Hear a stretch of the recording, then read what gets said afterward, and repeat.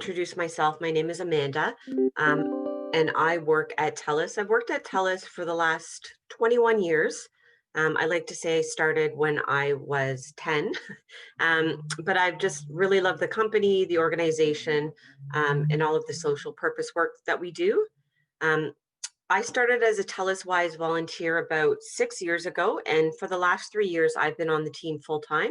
So I support all of our volunteers that go out and host workshops free of charge into the community, and then also update our training content and our website and various resources.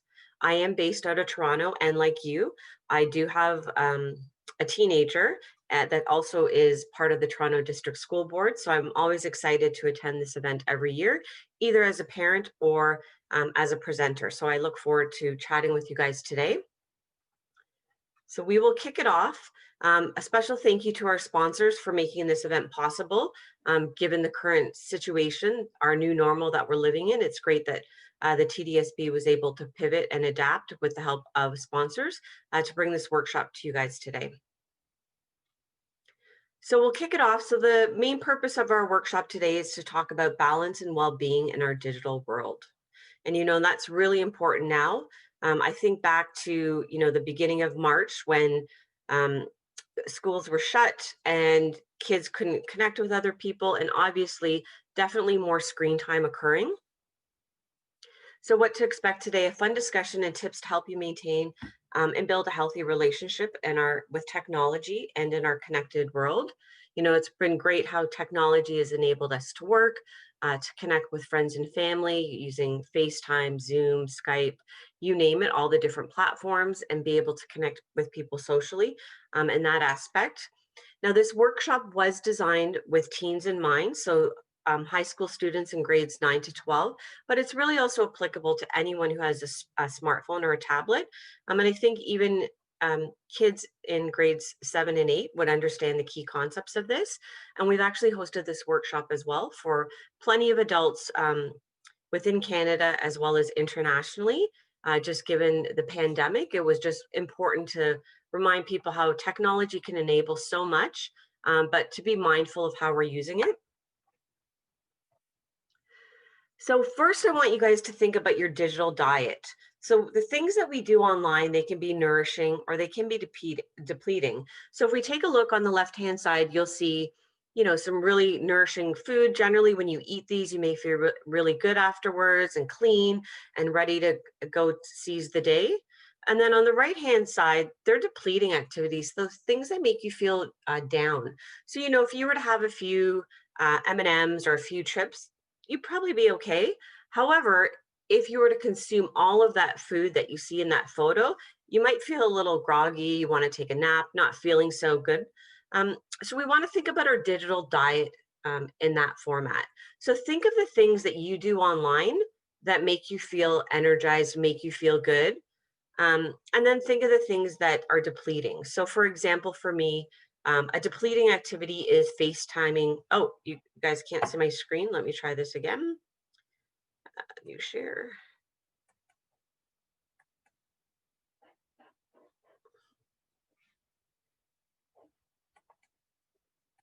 Okay. That's better. Okay, perfect. Thank you. And let me I think it times out after a while on you. Okay. So you see the picture with the two phones? No, not anymore. Okay, let's try this again. Okay. Okay. Can you see it now? Yes. Yes. Okay, great. Thank you. Well, on that note, I'll just flip back to our sponsors of the day that are making this workshop possible. And so when we think of those activities, for example, watching Netflix makes me feel good. It's kind of my downtime. I get to choose what I watch. And it's kind of taking a break from all of the other stuff that's going on in the world. And then a depleting activity for me would be Candy Crush. I pick up my device and I start playing, and the next thing you know, I've lost 30 minutes of my day with no intentions of playing the game. And then especially if I can't pass a level, I get really frustrated. So using the chat function, feel free to share some things that are nourishing activities that you do online. It could be sharing, photos, connecting with family, maybe researching a vacation. Okay. And then for depleting, okay, so nourishing would be Facebook, great. If we think of depleting, are there certain things that you do online that you think are time consumer, time wasters, or don't or leave you not feeling well?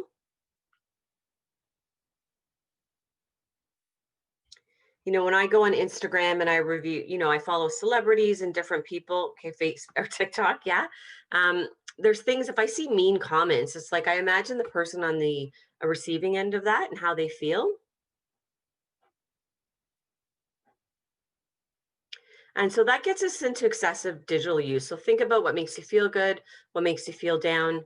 The key to digital media use and happiness is limited use. So, in a perfect world, we want to aim to spend no more than 2 hours a day on digital media and try to increase the amount of time we spend seeing friends face to face and exercise, two activities linked to greater happiness. Now, some of us don't have that luxury. We're using our screens all the time. We might be working from home, we're homeschooling. So think of it as above and beyond what you need to do for your daily function or work or education. So some of the activities or games or things that you're doing online. But in all reality, the sweet spot is really 1 hour a day. And I'm not a psychologist. And neither are my team members. So this workshop was actually created, it was inspired by the most popular course at Yale University, which is called The Science of Wellbeing. And Dr. Laurie Santos created that course and is the professor for that. And she worked with us to give her blessings on some of the content that we'll cover off today. Her workshop, her course covers a lot more, full circle, where we've just kind of focused in on the technology piece. So some of the nourishing effects, they can make us feel connected, make others feel supported and loved. And it's a great way to learn new things, take up a new hobby. So be inspired by what other people are doing. My daughter has an Instagram account where she posts her artwork and follows different artists. So just building that sense of community can be some of the positive effects that technology provides to us. Now, if we think of the depleting effects, it can feel like you're missing out sometimes, or you're comparing yourself to others. I'm great that we have this the screen blurring the background because I'm like, oh, I'm going to have to take all my daughter's posters off the wall because they are anime and some of them are, probably not appropriate for a video call. Or even if you look at, oh my gosh, that person's house is so clean. How do they do that? And that can lead to higher levels of stress and anxiety, and then sometimes it can block our ability to think creatively or focus. Um, I know myself personally, little things or notifications going off can distract me. And then sometimes it can have reduced empathy towards others because it feels like the person's not real, they're protected by that screen. And then also social isolation. If we're always on our phones, we're really forgetting to have that face to face connection. And so there was a study done in the UK with a group of teenagers. And what they did is they asked them to rank the social media platforms. So TikTok is not in here because this study, I think, is from 2017. And TikTok hadn't taken off quite yet, but they ranked the social media platforms on things that made them feel good and things that made them feel bad. So you'll see where everybody nets out. So the overall average weighting score when you're considering these activities is YouTube is on the net positive, but the most negative app is Instagram. And so some of the positive things shared about YouTube is educating yourself, a community, building a community and self-expression, and health awareness. Those were kind of the main ones. But for Instagram, the most negative things that it affects is your body image, your fear of missing out, and then comparing yourself to others. So, everybody reacts to things differently, but really think about, the feelings that that app or that social media leaves with you. I mean, anything in moderation is great, but if you have teenagers, which I'm sure most of you do, that brought you here today, or just out of interest, you can see that sometimes it's hard to get them away from their devices. And this is a quote from a 16-year-old. you start doing things that are dishonest, like Instagram. I was presenting this dishonest version of myself on a platform where most people were presenting dishonest versions of themselves. When you go on Instagram and you see these pictures, they're curating this content for what they want their image to look like. So we'll talk about how connected are we. So these are some stats from 2019 from ASIRA, the Canadian Internet Research Association. So we know 3 in 4 Canadians spend at least 3 to 4 hours online each day. 1 in 5 don't go 8 hours without going online. 3 in 4 use it while watching the internet or TV. And then 46% use their phone while using the washroom. That stat always blows my mind. But I know when I wake up, the first thing I do is check my phone. What do I have booked for today? When do I need to get ready? So I even have that bad habit. And then over on the right-hand side, you will see what happens in 1 internet minute. So within 1 minute, we've got 3.8 million Google searches occurring. We've got 700,000 hours of Netflix watched. And then we have 350,000 scrolls through Instagram alone.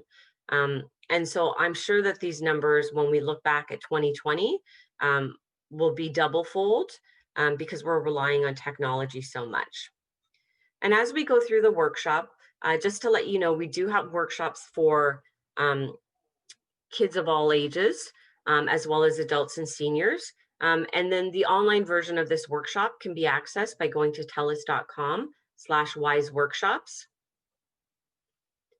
And then we know technology can have a significant impact, and why. So if we let it, technology can impact our sleep. Does anyone have issues with phones in bedrooms at night or endless scrolling?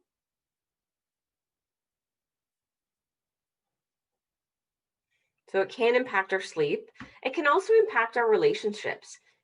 Before the pandemic, before COVID, I always found it very strange that my daughter would be like on Google chats with her friends, sharing cameras. And I'm like, you guys live 3 minutes away from each other. Like, why don't you get together face to face and have that conversation? Or if they would come over, they'd both be sitting on the bed playing video games, not even looking at each other. So it can put a strain on that or make you look at things a little bit differently. And then also it can impact our physical well-being and our mood and confidence. If we're always online, comparing ourselves to others, or feel like we don't measure up, that can definitely have an impact on us. So a wise tip for you is to turn off all notifications.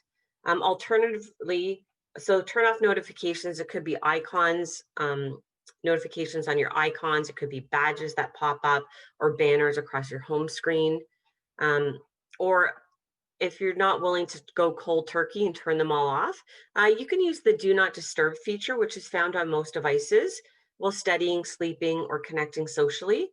Myself personally, I have do not disturb. I usually go to bed at 10 o'clock every night. So from 10 p.m. Till 8 a.m., I turn those notifications off. And another thing that I do have a smartwatch. I put my phone out of sight, out of mind. When I'm working, but I know that my meeting reminders will vibrate my wrist and they'll see any phone calls or text messages coming through. But I'm not going to get notifications that I've got new lives in Candy Crush. And I thought having the smartwatch would make me more distracted, but it's actually allowed me to filter that without the need of having my phone close by. And so Laurie Santos in her course, she talks about a trick of the mind. So our minds do not think in terms of absolutes, so we're constantly judging ourselves against a reference point. It's a standard we are comparing to. And we judge people online just like we judge people in real life. Like if you saw someone coming in late to work every day, you'd be like, what's their problem? Like, why can't they get their act together and get here on time? We haven't walked in that person's shoes to know what happened. Maybe they've got 2 young ones and they're fighting to get them ready, or they live on a very busy street, or there was an accident. So just giving people a little bit more leeway in terms of how we judge them. And I can only imagine as a teen, seeing what they see online. So I will use, for example, the Kardashians as an example. luckily there was no Kylie Jenner or Kim Kardashian when I was growing up, like inundating social media feeds. So I can just imagine, as a young female teen, you know, this what we think is a standard of beauty or what we want to aspire to. So keeping that in mind of how we measure up. So definitely a different time. And we know that comparison is the death of joy. If we're always trying to keep up with the Joneses, that can have an impact on us. So think if you've ever been to a tourist location. So I don't know if any of you've been to the Eiffel Tower. You've got this great photo. She's having a great time. So she posted on Instagram. But if you have been to Paris, um, this is what it typically looks like, right? So we know that folks are curating content. They might be using filters, different angles to get that information out there. And then if you're a skier, wouldn't this be a great shot to put on Instagram or Facebook, about how you went skiing on the weekend? So these are the shots we'd expect to see when in reality, this is, what it might look like.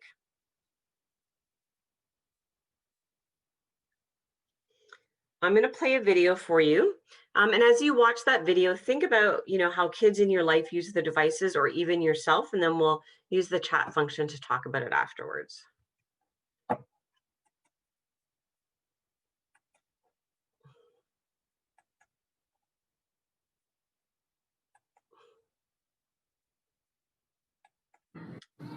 And can you guys hear the sound? Can someone type yes in the chat box?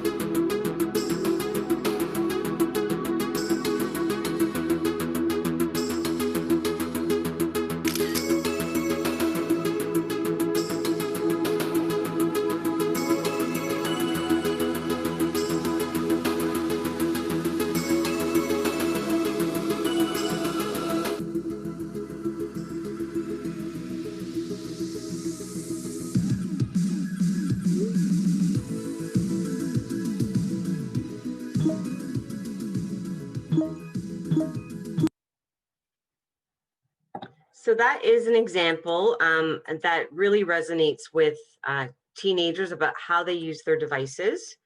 So definitely something to think about. So just ask you to reflect back on your own personal experience using social media and ask yourself, have I ever done something like that? I think my favorite was um, the guy that buys the green juice and he takes a sip and then gets rid of it because he didn't really like the taste. And while we were watching the video, I saw come through in a question about um, 11-year-olds in chat rooms, which she shouldn't be. I am hosting a workshop tomorrow at the same time about supporting youth in our digital world, where we'll talk about parental controls. So you might be interested in that one, or you can take the workshop online at telus.com/wise workshops. But if we do have time at the end, I can definitely address that. But thanks for bringing that up because it's important to know what our the kids in our life are doing online. So when we take a look at social media, we want to break these unhealthy digital habits. So think about your digital diet, what's nourishing versus depleting. Learn how to rewire your brain, or use the stop technique um, to really focus in on what you're doing, and then also be aware of what social comparisons you are allowing into your life.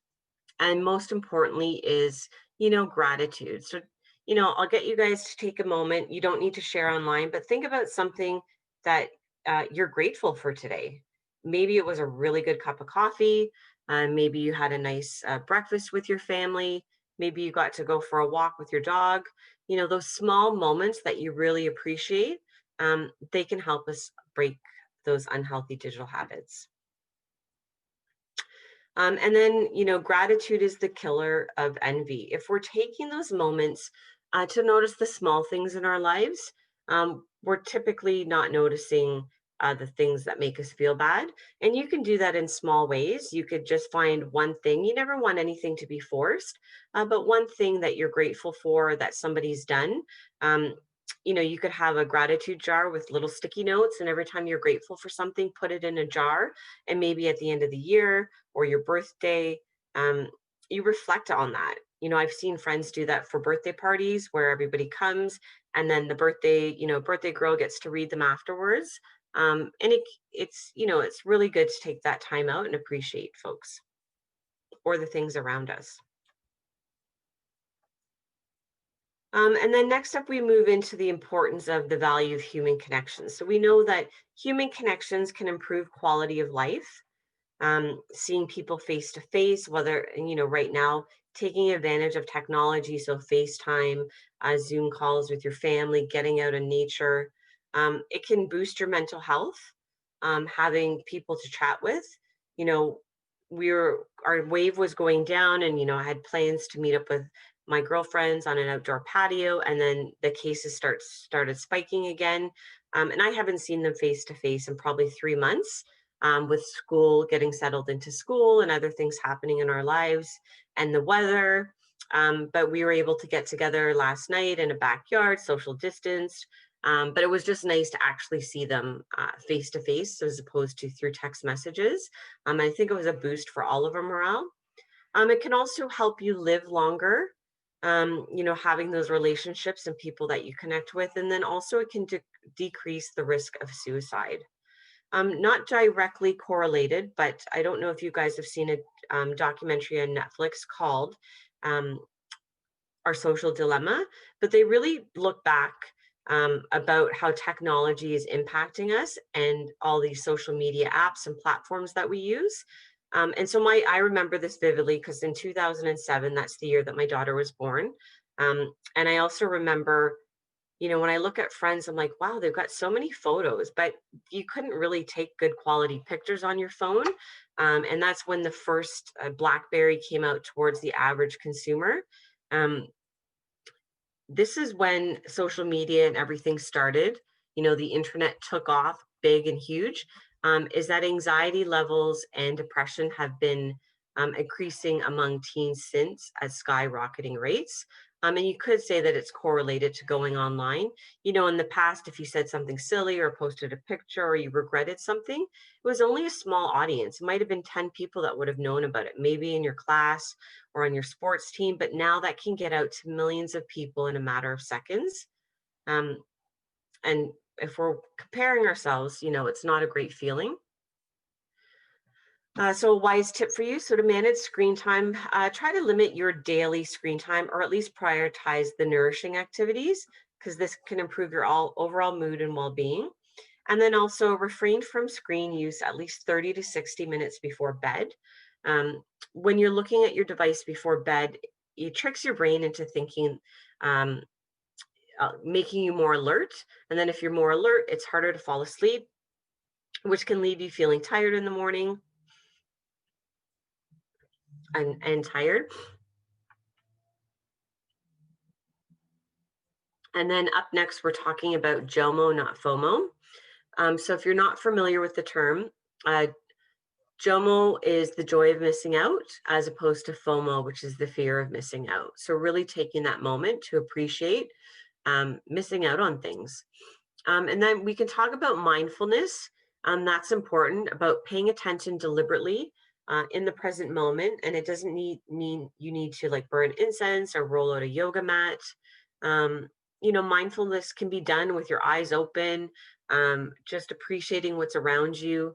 And then the other thing too is, or sometimes it can be choosing the words that you used. When you're posting or sharing something online, are you using positive words or negative words, and really thinking about that? Another thing, that I try to be mindful is when I'm eating. I see so many people, they're on their lunch break and they pull out their device and they're eating their food and scrolling through their phone. They're not paying attention to either. So choose which function you want to do, and enjoy the food in front of you. And then that leads into savoring. So appreciating what is in front of you right now. For the link to the Ditch the Label video, you can just Google Ditch the Label and it's social media versus reality. It's on YouTube, so it'll pop up for you.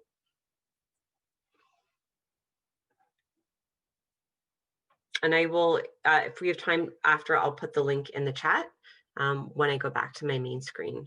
Yeah, but a lot of people do like that video. So here we have a lady at a film premiere, and everybody's got their cameras out, and there's really only one person savoring the moment. And so I guess you can guess who it is. When I'm hosting this workshop for teenagers, ask them by a show of hands, how many of you have been to a concert before? A few people put up their hands, and you're like, what do you see at the concert? What is everybody doing? They're like, they're recording things. So right. And I'm like, now I go to a concert, everybody's just got their phone out. Are they really appreciating the moment? So my tip there would be, you want that favorite song, but how often are you going to go back and look at it? So maybe pick your favorite song and record that one song so that you have that memory, but actually enjoy the concert using your own eyes. And I've been at concerts where people pull out an iPad. I'm only 5'3", so if you're taller than me and you've got your iPad up in the air, you've just totally ruined my view. And that's just, getting kids to think about things in a different way. We don't have to be constantly documenting things. So take the time to enjoy the moment and worry less about documenting everything online. And then when picking up your device, take a moment to pause and be intentional about the task at hand. So one trick is that you can put an elastic band. Sounds a little bit weird, but put an elastic band around your device. And then that way, when you pick it up, you're thinking, why is there an elastic band on my device? And it gets you to think about what you plan on doing. There's so many times that I go to do a bill payment online, and the next thing you know, it's blue. I'm drawn to the Facebook icon. I'm mindlessly scrolling. But when you're mindful of that, you can pause and reflect. Another thing that you can do outside of the elastic band is just say out loud what you're going to do, especially if you have kids around you. So, pick up your phone. What am I going to do with it? I'm going to check the weather. And then that way, if you get caught, you can ask people, what was I going to do again? And like, you're going to check the weather. So just being conscious of that. And, when the pandemic hit, one of the things, I took a break off social media. I didn't even check it because it wasn't making me feel good reading the news and all the stories going on. I'm going to play another video for you. So if you do have teens in your life, this might be something that you want to propose, and maybe you do it together as a family.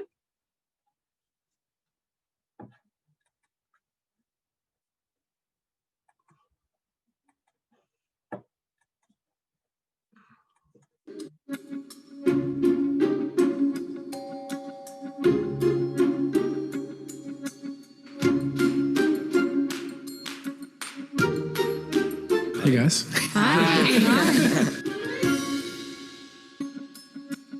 The challenge is for you guys to spend 24 hours without your phones. Okay.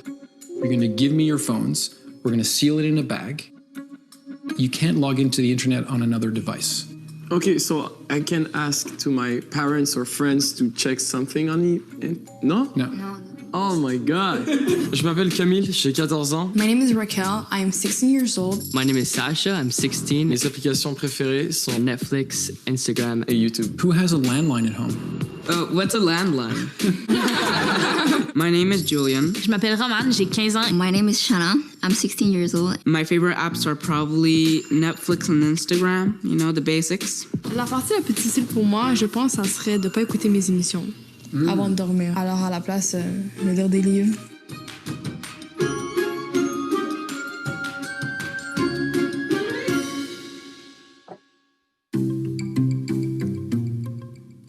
Hi. Welcome back. How do you feel? If I had to say one word, I'd say surprised. It's relaxing. Take a break from notifications or just the buzz or the thing, you know, the notifications. J'ai remarqué, les gens étaient vraiment scotchés sur leur téléphone. I felt different because when I watch the other person being on their phones, I felt myself apart from them. I realized that it was a good detox.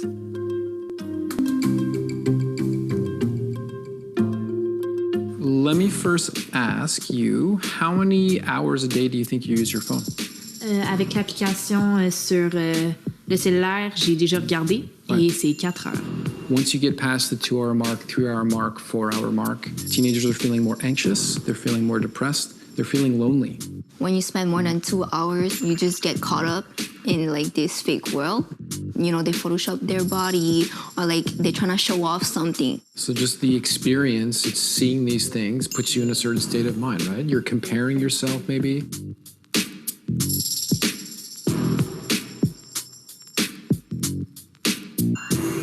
There are some darker aspects of this whole cell phone experience. What do you guys make of that? Toutes les choses méchantes qu'on peut voir sur les réseaux sociaux. Tu sais, j'ai déjà mis mon opinion. Je me suis fait blaster, mais comme pas possible. Et ça fait mal, tu sais. I wouldn't be surprised that type of bullying would happen more than actual in-life bullying because you just feel more secure, behind your screen. There's also a lot of upside, right? Yeah. One of my best friends now is a random guy that I found on a video game. I just realized that he's in my school, and yeah, now we're best friends, and yeah, that's pretty cool. Well, I have some family in Colombia and Haiti, so it's fun to talk to them. I follow hundreds of actors, photographers, or artists, and if anything, I gain creativity or inspiration from their work. Thank you guys for getting involved here. I'm really impressed with you guys. Now is the time to please take out your bag. Oh my god, so much notification. Ce que j'ai appris, c'est si j'écoute de la musique, je suis pas obligé de regarder des réseaux sociaux en même temps. Genre, je peux juste fermer mon écran, apprécier la musique, puis regarder dehors. L'utiliser, mais moins qu'avant.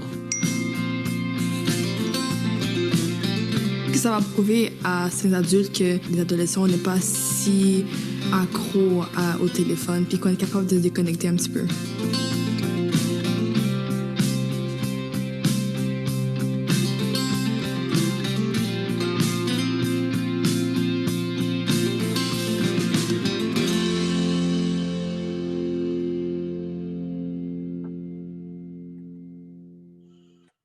So that is the 24-hour challenge that we have. And I'm going to just copy the video URL for Ditch the Label since I have the screen up, and I'll pop it in the chat if you guys want to refer back to it later. Okay, and I'll send it to everyone just in case. And that was the social media versus reality link that I've just shared with everyone. And think, for those that are in the workshop, do you guys think that you could go 24 hours without your device, provided that you're not using it for work? Do you guys think you could go 24 hours without your device?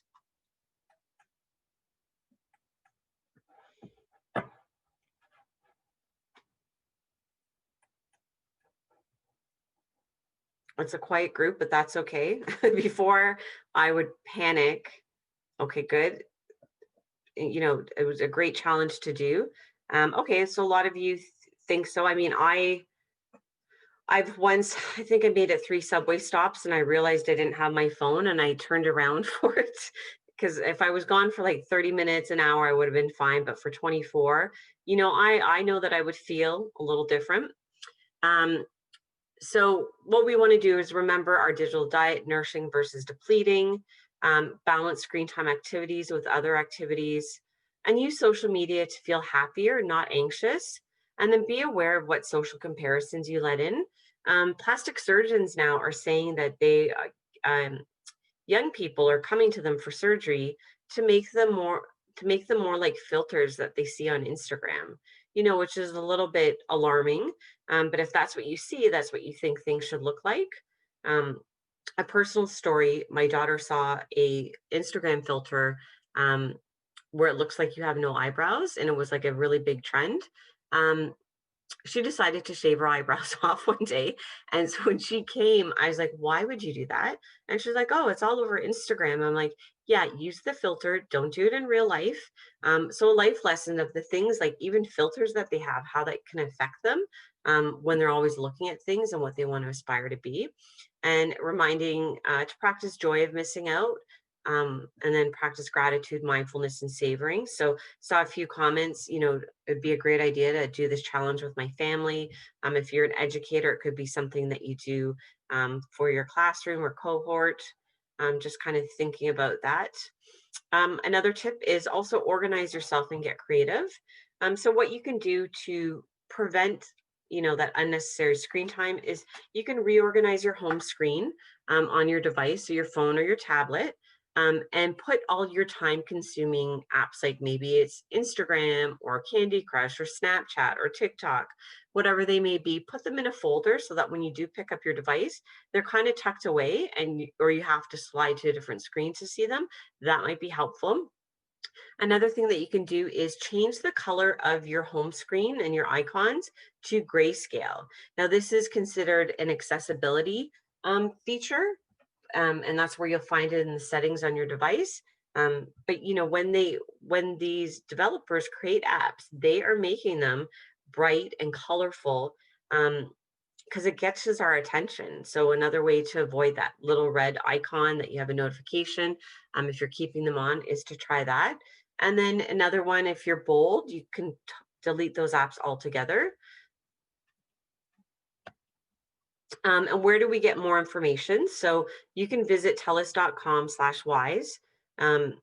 With the quiz is how healthy is your relationship with technology? It's good for adults and teens. We do have a resource sheet called Dealing with Digital Stress. And then also if you wanted to create a family activity or within the classroom, you could use our screen time activity sheet.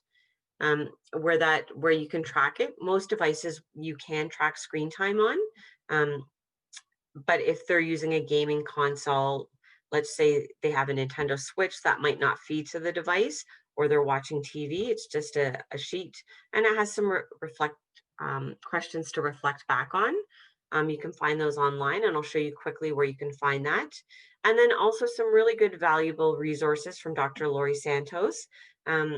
You can take the Science of Wellbeing course online for free through Coursera. I do enough reading and I like to disconnect from my screen time.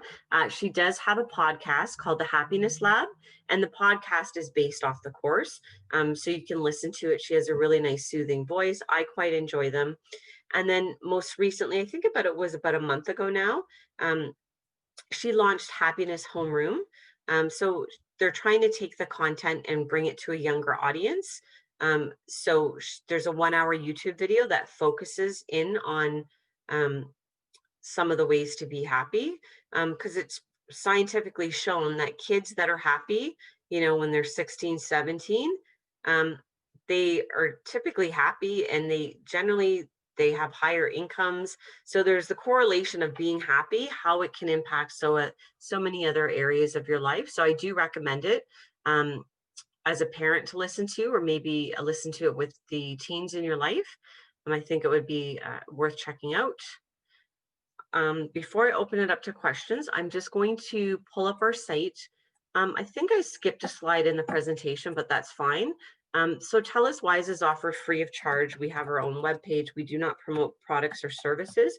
This truly is one of our social purpose programs on keeping Canadians safe online.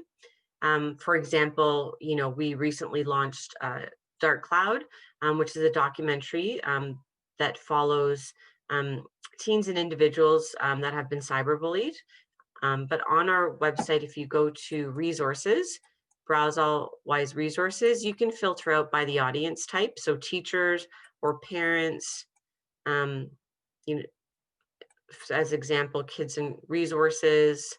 If you're looking for activities to do with your kids, you can search under youth. You can find printable activities in there to kind of build on what we chatted today. So there's a lot, and I don't have time to go scroll and find them, but I encourage you to check those out. And then also we do have the online workshops. We are hosting, typically we host face-to-face in the school, but given the current situation, we will host a webinar with one of our TELUS Wise ambassadors, but you're also able to access the online workshop. And it can be completed individually or by a teacher or workshop facilitator. So if you do have teens in your life and you want to bring this workshop to them, they can complete it online. They don't need to download anything. And then you'll see the series of other workshops that we have available. So either online, or you can book a workshop for, say, a parent council group online.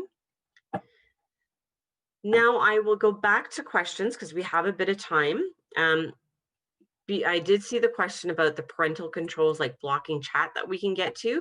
But before we focus on that, are there any questions specific to the content that we covered off today?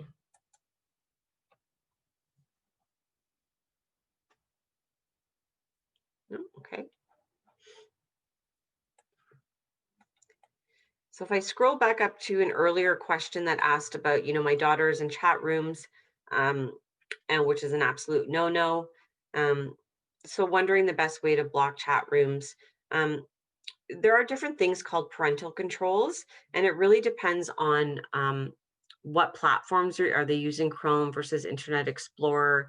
If it's on devices, a smartphone, or an iPad, for example, if you're using Apple products, you can set up a family sharing where you can go in, and so you kind of create a family. So for example, I'm the head of my household on my app, and then I invite my family members to this family sharing. So I can access my daughter's screen time. And then I can, when she wants to download an app, I have to approve it or decline it. So it gives me an opportunity to review it and to make sure that it's safe for her. And then also, as the parent within the group, you're able to block what they're accessing. So if I don't want her using Google Chat after a certain time, I can restrict it within that time frame. And I think it more important is having that conversation of why it is that you don't want her using chat. And then you can also restrict certain access points. If you use Android devices, you would have to download an app called Family Link. So as the parent, you would have a Family Link version. As a child, they would have a Family Link version. And then you can sync that information and have control over what they can do on their device and what they can download. But that would probably be your best option to start with. And then maybe most importantly, having that conversation about how the intentions of using a device, or maybe a smartphone or technology contract of the rules that we're going to abide by. I see that your daughter's 11, so still on the younger side. If you're going to introduce parental controls and smartphone or technology contracts, it's best to do it at an earlier age so that they're conditioned to be more accepting of it. And you can find on our website different parent guides that we have about how to help your child navigate safely in our digital world, or what to do when they're getting their first device. That would probably be your best approach, is talk some more so that they understand that. Is there resources that provide like like a video for them to watch so they understand, because I went through this with her. We talked about it many a times. And then all of a sudden I heard her talking into her computer, and then she was being sneaky and shutting her door. So I knew right away something was up. So it was only an art website. Like, it was so, like, you know what I mean? It seems so innocent, but there's grown men on there. So like that Yeah. was our rule. Like, it's only friends alone that she's allowed to on this for classrooms, right? Mm-hmm. But like, so that's why I'm wondering if there's something that's gonna, maybe if she hears it from somebody else, she'll listen, because she thinks I'm just overprotective. And she, like, I could tell by the way she reacted that she thinks I'm overreacting. And I feel like she's sneaky enough to figure out another way to do it behind my back. Mm-hmm. I mean, yeah, so that's what you can do as well. I mean, obviously she probably needs the internet to connect to this, is if it's within your router at home, um, depending some, you know, I would be sneaky and just unplug the internet and there's that problem solved. But obviously we need it at home. But with different providers, like Rogers, for example, on their Ignite, you can adjust what they're doing. Like, you can block them from using it, and kind of like, if you get caught, these are some of the consequences.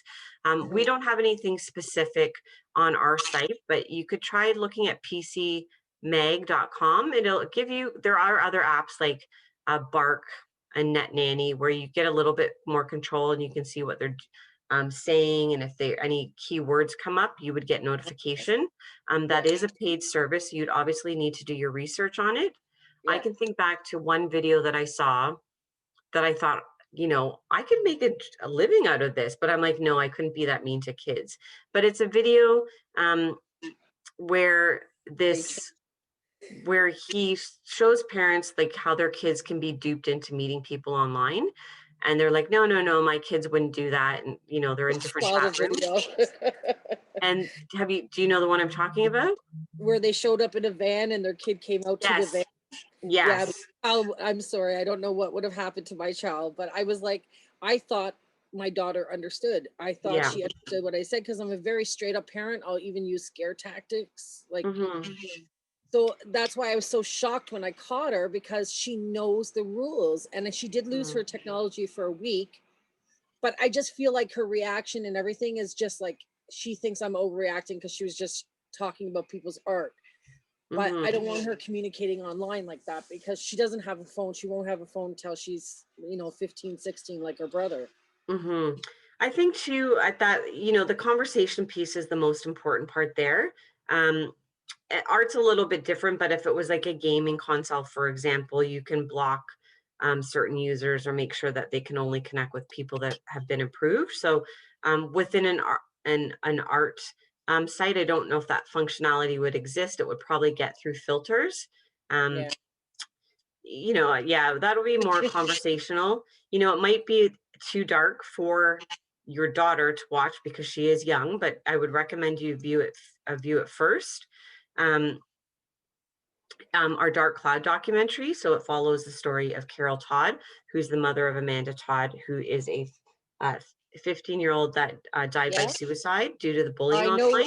And I talked to her about it, how the girl ended up killing herself because she was blackmailed by this guy, and how she was so scared of everybody finding out, and that's how you get sucked in. And I'm telling you, I feel like my daughter just like thinks I'm overprotective, and I'm just like, besides like as graphic as I could get with her at her age, you know, I think I'm gonna have to get something like like, you know, something that notifies me every time she logs into something, and do the family sharing, because that would probably be, you know, that's a start. That's a starter, but it doesn't replace open dialogue. So feel free to check out our resources online that we have available. And then also we work closely with Media Smarts, who's a leader in digital literacy. So a lot of our parent guides, our classroom activities, they are created in partnership with them. So they'd definitely be a great resource. Okay, thank you. Great, thanks. Any other questions from the group?